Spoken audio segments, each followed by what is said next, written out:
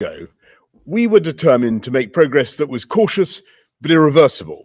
And step by step, thanks to the enormous efforts of the British people and the spectacular vaccine rollout, we now have one of the most open economies and societies in Europe. And as we've always known, and as the February roadmap explicitly predicted, this opening up over the last 3 steps has inevitably been accompanied by more infection and more hospitalization, because we must be clear that we cannot simply eliminate COVID. We must learn to live with it. And with every day that goes by, we're better protected by the vaccines and we're better able to live with the disease. Vaccination greatly reduces transmission, and 2 doses provide a very high degree of protection against serious illness and death. But there are still millions of younger adults who have not been vaccinated, and sadly, a proportion of the elderly and vulnerable may still succumb even if they have had 2 jabs. And that's why we're so concerned by the Delta variant that is now spreading faster than the 3rd wave that was predicted in the February roadmap. We're seeing cases growing by about 64% per week, and in the worst affected areas, it's doubling every week. And the average number of people being admitted to hospital in England has increased by 50% week on week and by 61% in the Northwest, which may be the shape of things to come, because we know the remorseless logic of exponential growth. And even if the link between infection and hospitalization has been weakened, it hasn't been severed. And even if the link between hospitalization and death has also been weakened, I'm afraid numbers in intensive care, in ICU, are also rising. And so we've obviously faced a very difficult choice. We can simply keep going with all of step 4 on June the 21st, even though there is a real possibility that the virus will outrun the vaccines and that thousands more deaths would ensue that could otherwise have been avoided. Or else we can give the NHS a few more crucial weeks to get those remaining jabs into the arms of those who need them. And since today, I cannot say that we have met all our 4 tests for proceeding with step 4 on June the 21st, I think it is sensible to wait just a little longer. By Monday, the 19th of July, we will aim to have double jabbed around 2/3 of the adult population, including everyone over 50, all the vulnerable, all frontline health and care workers, and everyone over 40 who received their first dose by mid-May. And to do this, we will now accelerate the second jabs for those over 40, just as we did for the vulnerable groups, so they get the maximum protection as fast as possible. And we will bring forward our target to give every adult in this country a first dose by the 19th of July. That is including young people over the age of 18, with 23 and 24-year-olds invited to book jabs from tomorrow, so we reduce the risk of transmission among the groups that mix the most. And to give the NHS that extra time, we will hold off step 4 openings until July the 29th, except for weddings that can still go ahead with more than 30 guests, provided social distancing remains in place, and the same will apply to wakes. And we will continue to pilot events such as Euro 2020 and some theatrical performances. We will monitor the position every day, and if after 2 weeks we have concluded that the risk has diminished, then we reserve the possibility of proceeding to step 4 and a full opening sooner. As things stand, and on the evidence that I can see right now, I'm confident that we will not need more than 4 weeks, and we won't need to go beyond July the 19th. It's unmistakably clear the vaccines are working, and the sheer scale of the vaccine rollout has made our position incomparably better than in previous waves. But now is the time to ease off the accelerator, because by being cautious now, we have the chance in the next 4 weeks to save many thousands of lives by vaccinating millions more people. And once the adults of this company have been overwhelmingly vaccinated, which is what we can achieve in a short space of time, we will be in a far stronger position to keep hospitalizations down, to live with this disease, and to complete our cautious but irreversible roadmap to freedom. Thank you very much. I'm now going to hand over to Chris to do the slides. Thank you, Prime Minister. First slide, please. So the slides are arranged around the 4 tests which Minister set at the beginning of the roadmap. The first test is that the vaccine deployment programme continues successfully. And I think everybody in the country knows that both first vaccinations and increasingly rapidly second vaccinations are progressing very effectively, thanks to the work of the NHS, volunteers, and many others. So this test has been met, and we expect the rates to continue to be good, as the Prime Minister has laid out. Next slide, please. The second test was that evidence shows the vaccines are sufficiently effective in reducing hospitalizations and deaths in those vaccinated. And we already have shown data that showed that for previous variants, this was true.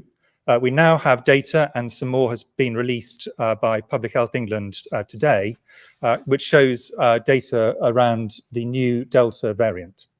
Now, what has been talked about in the press, for people who've got symptomatic disease or could get symptomatic disease, 1 dose of the vaccine does provide some protection, but you do need 2 doses of the vaccine to provide a strong degree of protection. But once you have 2 doses, there is somewhere between a 76 and 84% reduction in symptomatic disease. Next slide, please. The news is even better for the protection that these vaccines provide for people against severe disease. And in terms of hospitalizations, the data so far, real life data from here in the UK, show that there is a very good reduction in hospitalizations from the new Delta variant after both 1 and 2 doses of the vaccines. So after 1 dose, between a 57 and 85% reduction, and after 2 doses, somewhere between 85 and 98% reduction in hospitalization. So not complete protection, but very substantial protection after these. Again, it reinforces the absolute need to get the second dose of the vaccine. So in terms of is this dose effective, the data there are very encouraging indeed. Next slide, please. And if you see the effect of this on people being hospitalized, whereas in the previous waves we had here in the UK, the great majority of those hospitalized were older, over 65 citizens, although there were significant numbers of people under 65, I think something sometimes not appreciated, and that's on the left. What we now have is that the majority of those going into hospital are now from younger groups, under 65, partly because this is the group in which this is spreading, and it always starts off spreading in the youngest groups, but largely we think because the vaccines are providing a lot of protection now for older citizens. But it is not complete, and as you can see, even in those over 65 in which double vaccination is already in place, there are still some hospitalizations, but the ratios have completely reversed. Next slide, please. The third test is that infection rates do not risk a surge in hospitalizations, which would put unsustainable pressure on the NHS. And the rates of hospitalizations at the moment are low in all parts of the country, but, and this is the important but on this test, what we are seeing is a rapid rise, particularly marked where it was first really started in the northwest of the country, but the rest of the country is following. So there has been a 64% increase since last week in terms of the Northwest, and you can see that in the dark blue colour here, and a 64% increase in England, and that rate will follow, we think, where the Northwest has led. Now, these numbers are still relatively small, and if you're doubling from 50 to 100, 100 to 200, the numbers are still relatively modest compared to the capacity of the NHS. But several doubling times, relatively small number of doubling times, and you start getting to really quite large numbers. If you're doubling up from 1,000 to 2,000 or 2,000 to 4,000 over less than 2 weeks, clearly things can take off very rapidly. Next slide, please. And although the dark colours here on this map are where the rates of increase are greatest, but anywhere that is shaded in yellow or orange colours or dark brown, rates are increasing. Where they're in green, rates are decreasing. And you can see in this map that the increase in the new variant is occurring across the whole country. Next slide, please. The key question is, what does this do to hospitalizations? And as has been said repeatedly and rightly, the link between people getting an infection and being hospitalized has been substantially weakened. A much smaller proportion of those infected are going into hospital, but it has not been completely stopped. And what you can see here is that in terms of hospitalizations, again, there has been a 61% increase in hospitalizations since last week in the Northwest, and a 50% increase across the country as a whole, but we expect that will probably accelerate. So there is the hospitalizations are following, but with a delay, the number of cases. So although we do not think an immediate overwhelming of the NHS is likely, if this continues on an exponential path, and in particular, if that then accelerated further due to further loosenings, then we would run into trouble in a relatively small number of doubling times. Next slide, please. So the final test, and really this has been led up to by the things that have happened previously, is, has our assessment of the risks been fundamentally changed by new variants of concern? And what this slide shows is, in the orange is the numbers of cases of the B117 alpha variant that had been the one that dominated in the UK until very recently. And that has continued on a downward path. And although it's probably stabilized a bit in the last couple of weeks, nevertheless, if this was the variant we were primarily dealing with, I think it is very likely that ministers would want to continue on the current path. The problem we have is, in the dark blue, what you can see is the Delta variant, the new variant, and that is, whilst the B117 alpha is going down, the Delta variant is going up, and currently going up exponentially. And just to make a point, the area in the grey shaded areas, the data are not complete. Those will carry on going up as data come in over the next weeks. So this is the reason why the assessment of risk has fundamentally shifted. At the end of the period that the Prime Minister was talking about, we will have a situation where a much higher proportion of people have been double vaccinated or vaccinated. We're coming up to the school holidays. We all want to stress that at that stage, rates will be higher than they are at the moment. But the next 4 weeks will reduce significantly the risk of a very high peak, which could cause significant problems in terms of pressure on the NHS and all the knock-on effects of that, and direct deaths from COVID. Thank you very much. Thanks very much, Chris. Patrick, anything to add to that at this stage? Okay, fine. Thank you. Let's go to members of the public for their questions. Andrew in Worthing. Hello. Well, it was recently reported that over 25s can now get the first dose of their vaccine, which means that 12 weeks from now, plus 2 weeks for the vaccine to kick in, that'll take them to early September when they're fully vaccinated. So my question is, do you have any plans to prioritise university students so that they too are fully vaccinated by the time they go off to uni? Thanks very much, Andrew. Well, actually, what we're saying today is, I think that 23 and 24-year-olds will be able to come forward and get their vaccine doses as of today or tomorrow. So we're going as fast as we we can. And by July the 19th, 2/3 of adults aged, all adults in the country will have had 2 doses. By the end of so by July the 19th, we will have all adults, everybody over 18 will have had a first dose. You're perfectly right, Andrew, that there will still be some time to run before university students who get vaccinated in July will get their second dose. But we will certainly look at what we can do to accelerate second doses, as we're doing now for people across the country.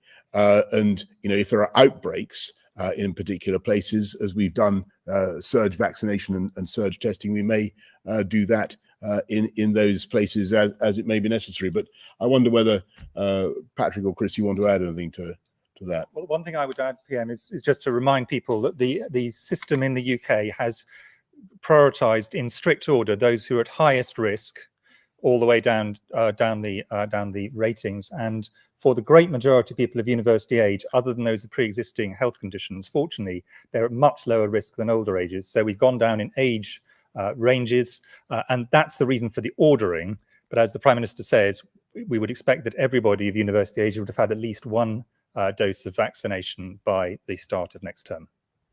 Thanks, Andrew. Tessa in Bedfordshire. Why can't testing and vaccination status be used to open up weddings in the same way as it's being used to open up football matches? As a twice postponed bride-to-be, it feels like weddings are bottom of the priority list, despite being significant life events without which some people cannot progress with their lives. Well, Tessa, I'm very, very sorry to hear about your wedding plans being postponed twice. And indeed, I'm sorry for all the disappointment that's going to be caused by going a bit slower as we are today. What we are saying, Tessa, I don't know if this is of any practical consolation to you, and I really hope it is, but we're saying that weddings can go ahead with more than 30 people. We're lifting that restriction on 30 people from June the 21st, providing social distancing is observed to weddings, to many, many businesses, but it's a few weeks that I think is worth it to get those jabs in. Laura Koonsberg of the BBC. Thank you very much, Prime Minister. After this 4-week delay, do you expect life to return to something that looks like normal? So people returning to the office, taking off face masks and ending the 1 metre rule? And can you rule out extending this delay any further? And could I ask Professor Whitty or Sir Patrick, when do you expect all adults to have had both jabs? And after that, would you start vaccinating children? I know there's been a study into whether or not that's a good idea. Yeah, thanks very much, Laura. I think that is the crucial question. What is the world going to look like on July the 19th? And I think I've given this answer, that at a certain stage we're going to have to learn to live with the virus and to manage it as best we can. And what we're trying to do now by this delay is to reduce the current surge, and we think we can do that, and we think that a 2-week delay would make a substantial difference, and a 4-week delay we think would make even more of a difference in reducing the overall number of deaths, and that's why we're doing it. And at the end of that period of by July the 19th, we do think that we will have built up a very considerable wall of immunity around the whole of the population. And at that stage, Laura, on the basis of the evidence that I can see now, I'm confident that we will be able to go forward with the full step 4, the full opening. That, of course, doesn't exclude the possibility, I'm afraid, and we've got to be honest about this, the possibility that there is some new variant that is far more dangerous, that kills people in a way that we currently cannot foresee or understand. That's obviously the case. But looking at the data now, looking at the effective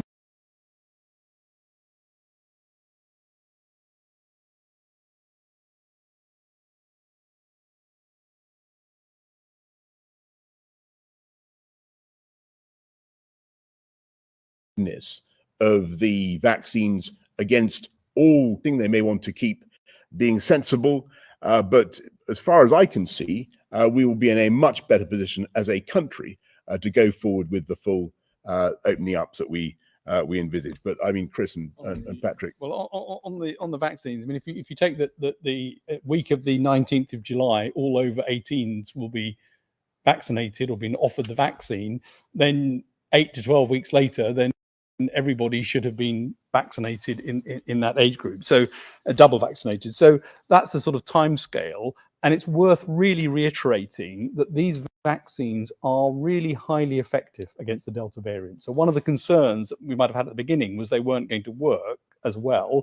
Well, first dose not quite so much, but 2 doses is very effective, and by getting to both more people over the age of 40 double vaccinated, which protects those most likely to end up in hospital or get seriously ill, and giving all over 18s 1 dose, that will reduce spread, because the single dose will put up another barrier to spread amongst the age group most likely to spread, because they have more social contact. So I think that's a sort of double protection that should be in place over the next few weeks.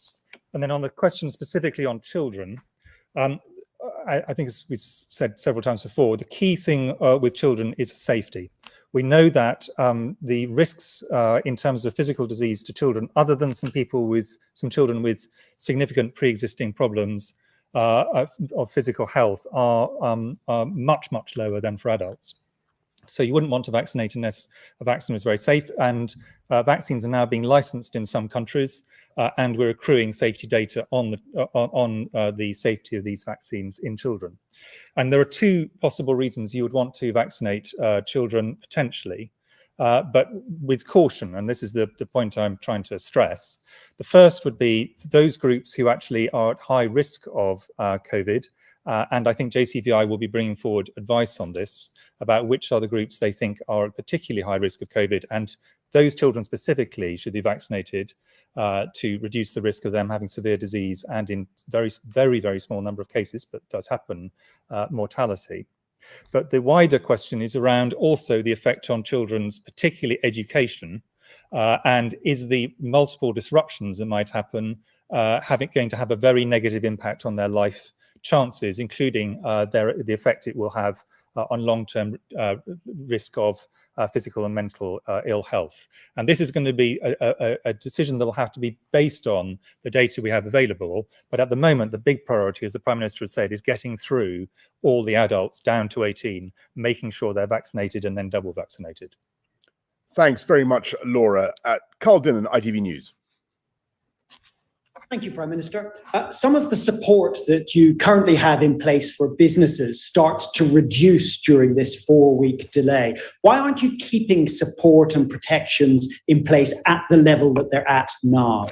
And if I could, for Professor Whitty, if we don't have this delay in the easing of restrictions, what does your modelling tell you could happen to hospitalisations? What's the worst that could happen to the NHS?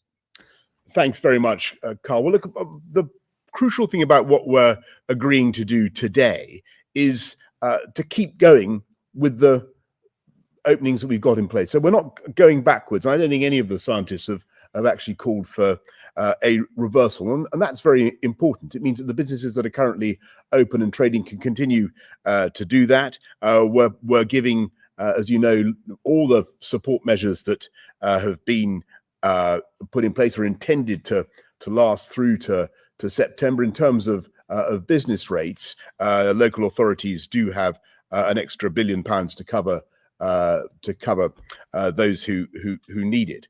But I think the most important thing I can say to those businesses who are being asked to wait another 4 weeks, or maybe as little as 2 weeks, but let's be realistic, probably more likely 4 weeks. I am confident that we'll get there. And there's a difference between the June the 21st date and the July the 19th date, at least in this sense. The June the 21st date was always a not before date.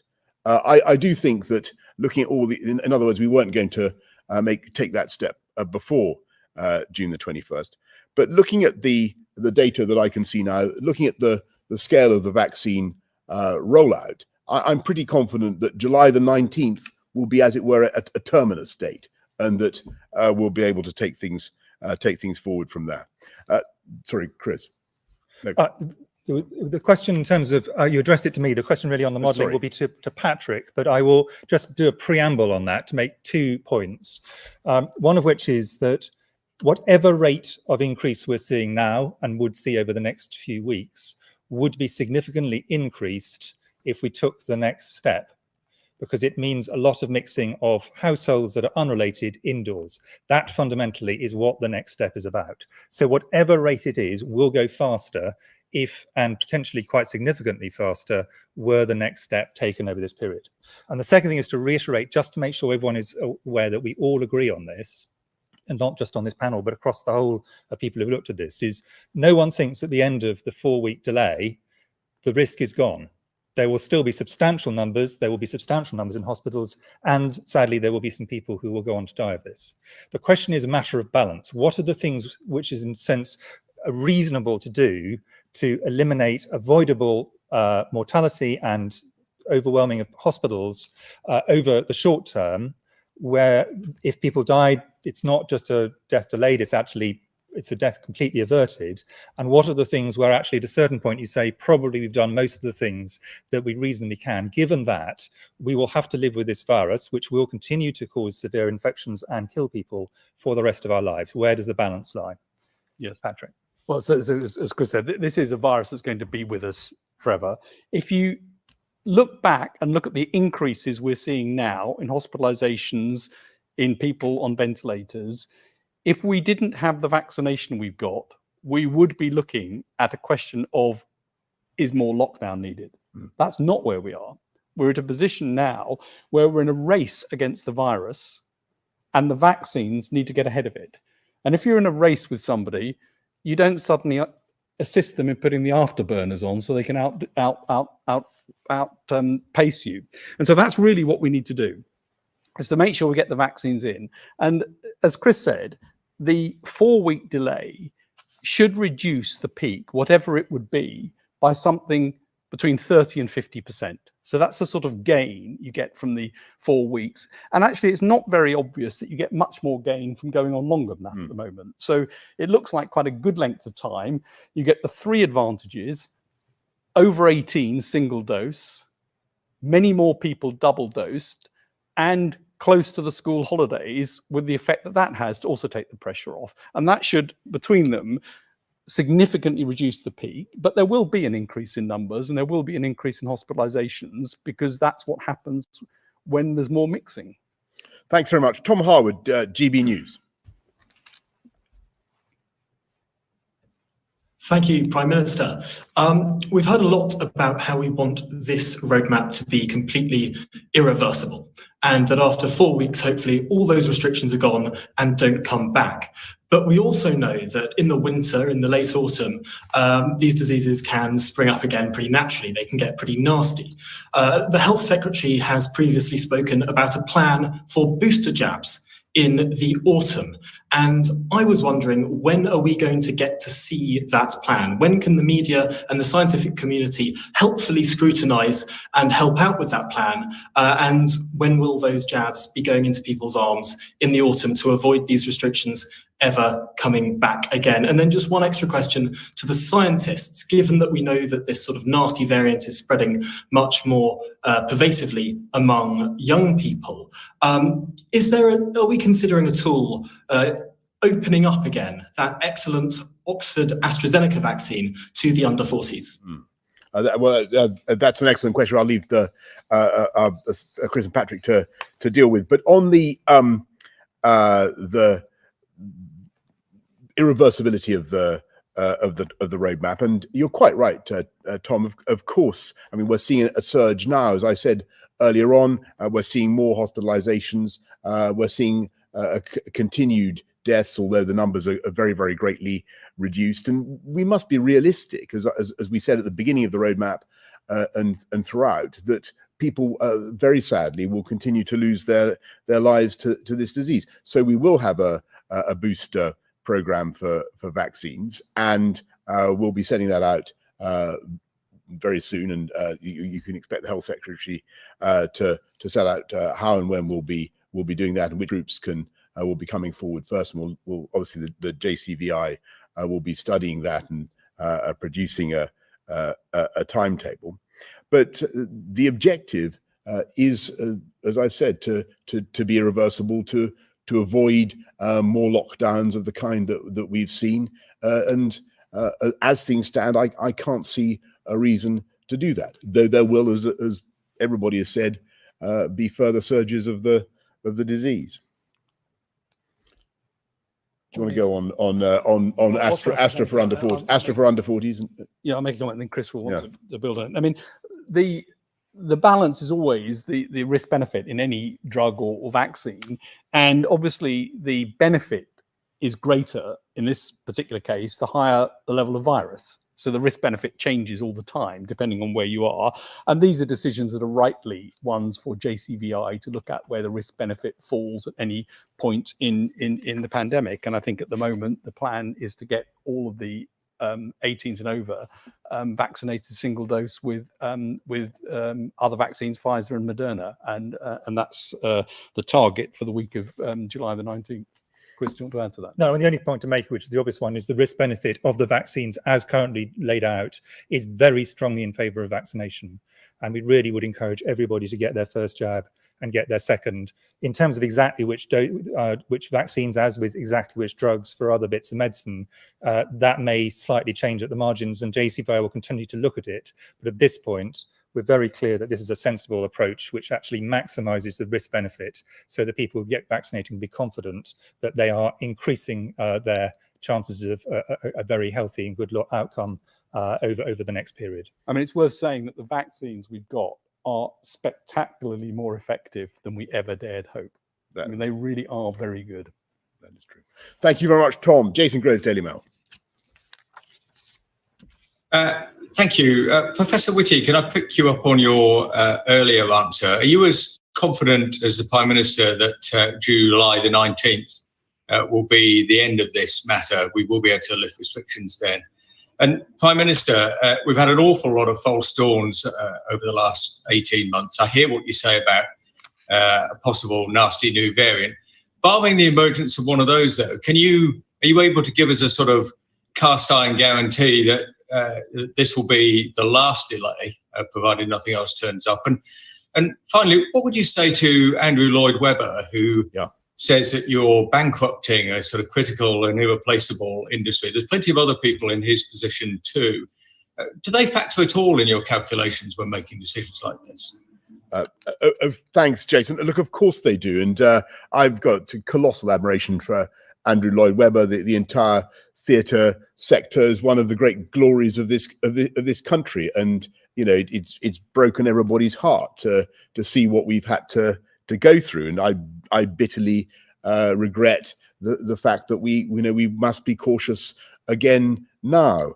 And actually on Cinderella and Lord Lloyd Webber's latest production, I think we're in talks with him to try to make it work, and we'll do whatever we can to be helpful. As I said earlier on, there are some pilot events that we hope will be able to go ahead even in the next 4 weeks. And as for your question about, can I give a cast iron guarantee that there won't be further delay on the basis of what we can currently see? Well, all I can say is, on the basis of what we can currently see, I am confident that, as I said, July 19th will be a terminal date, not a not before date. But that is on the basis of the evidence currently before us.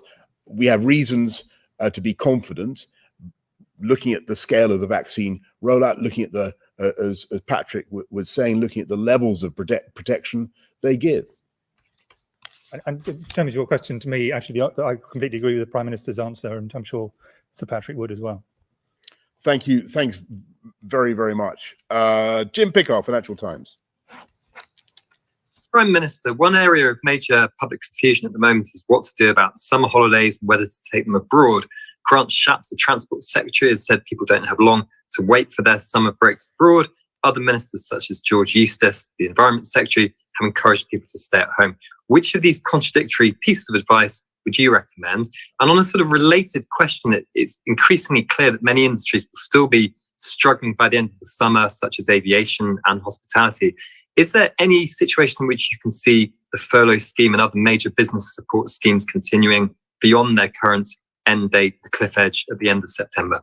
Jim, thanks very much. Well, it follows from what we've all been saying about July the 19th, that things, could still change very much, and I think probably will change very much for the better in this country, in the sense that I think we will see a substantial opening up, even more open than we currently are for a lot of the summer. On travel abroad, I think that the most important thing is just to follow the red, amber, green guidance that we're giving. That's continually reviewed, and that's the important thing. I wouldn't want to give any more guidance than that at this stage, Jim. And sorry, I can't remember what your last question. What was your second question?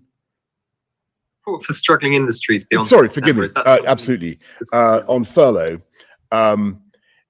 we always made sure that the furlough scheme would continue until September, to take account of the whole spread of the roadmap. Chancellor has always been very, very clear about that. We don't think that there will be, on the basis of what we can see now, Jim, in the data, on the basis of the vaccine effectiveness that we can see now, we don't think that we'll need to change that. Thanks very much. Joe Murphy of the Evening Standard. Thank you very much, Prime Minister, and thanks, gentlemen, for answering our questions again. So, Patrick, you said the vaccines are spectacularly good, and a lot of people argue that all we need to do now is to let infections rise, and that'll be okay if hospitalisation and deaths don't increase. Based on what you know so far, would you be relaxed if infections went back to January levels?